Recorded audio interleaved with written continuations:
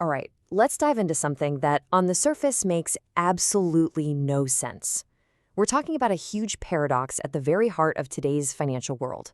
It seems to defy all logic, but once you understand it, you'll see why the markets are doing what they're doing.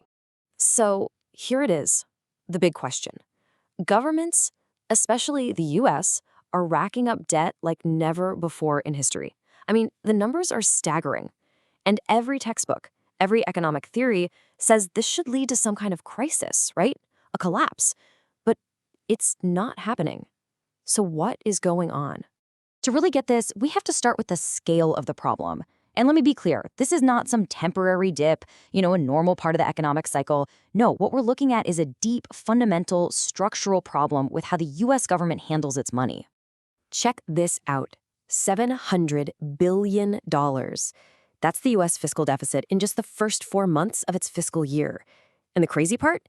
This is happening while the economy is supposedly doing great. This isn't recession spending. And look, this isn't just a big number we're throwing at you. It's a historically massive one. We're talking about the third worst deficit for this period in the entire history of the United States. That's a huge red flag that something is fundamentally broken. To put this into perspective, just look at this. The deficit we're running right now, during what's supposed to be a good economy, is basically on par with what we saw during the absolute chaos of the 2008 financial crisis. This is, without a doubt, a five-alarm fire. So you might be wondering, where does this all end up? Well, projections are showing U.S. public debt could hit $64 trillion within the next decade. The problem isn't just bad, it's getting worse, and it's accelerating way beyond any normal solution. Okay, so you have this absolutely enormous problem. What's the official solution we're being told about? Well, it all comes down to a gigantic, incredibly high-stakes bet on technology. The line from policymakers is pretty simple, and you've probably heard it before.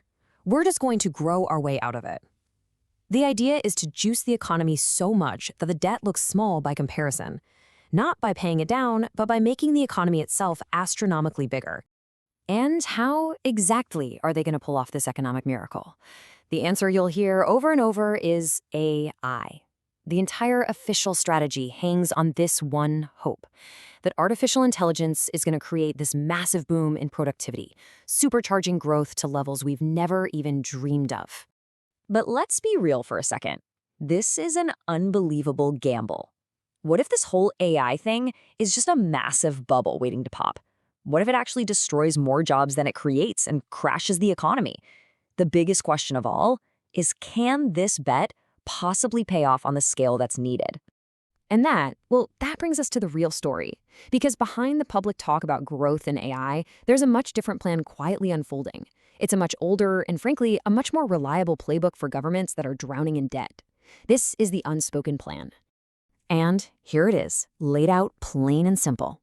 The official story is all about growth. The quiet, unspoken plan is all about devaluation. See, if you can't make the economy bigger to shrink the debt, you do the next best thing. You make the debt itself worth less. This strategy has a name. It's called monetary debasement, and it's a tale as old as money itself. You just systematically, intentionally reduce the purchasing power of your own currency. That way, those trillions of dollars of debt you owe, well, you can pay them back in the future with dollars that are worth a whole lot less.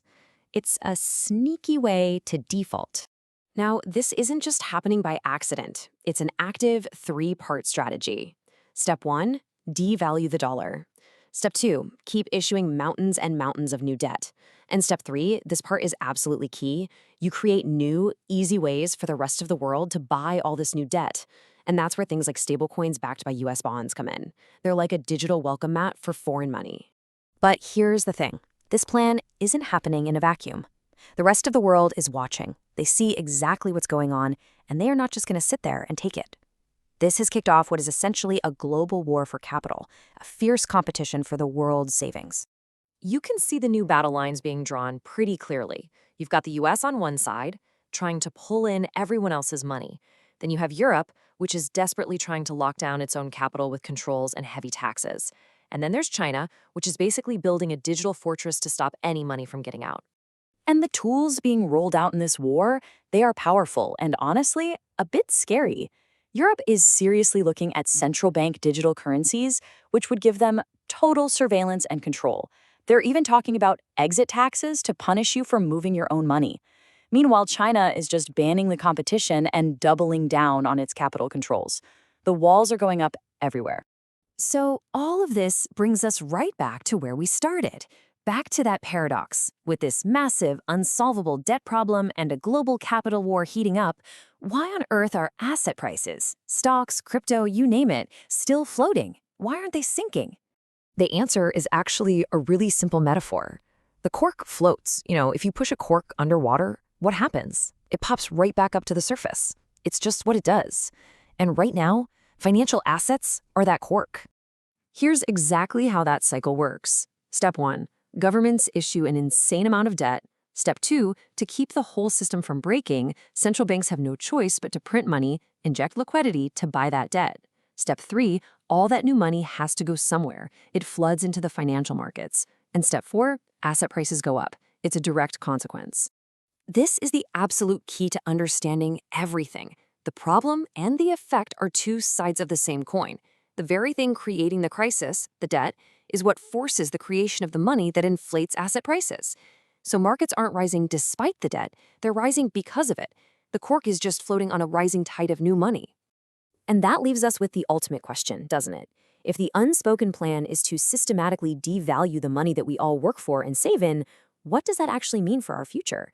When the tide of currency keeps rising and rising, where will real lasting value actually end up? That's the puzzle we all have to figure out.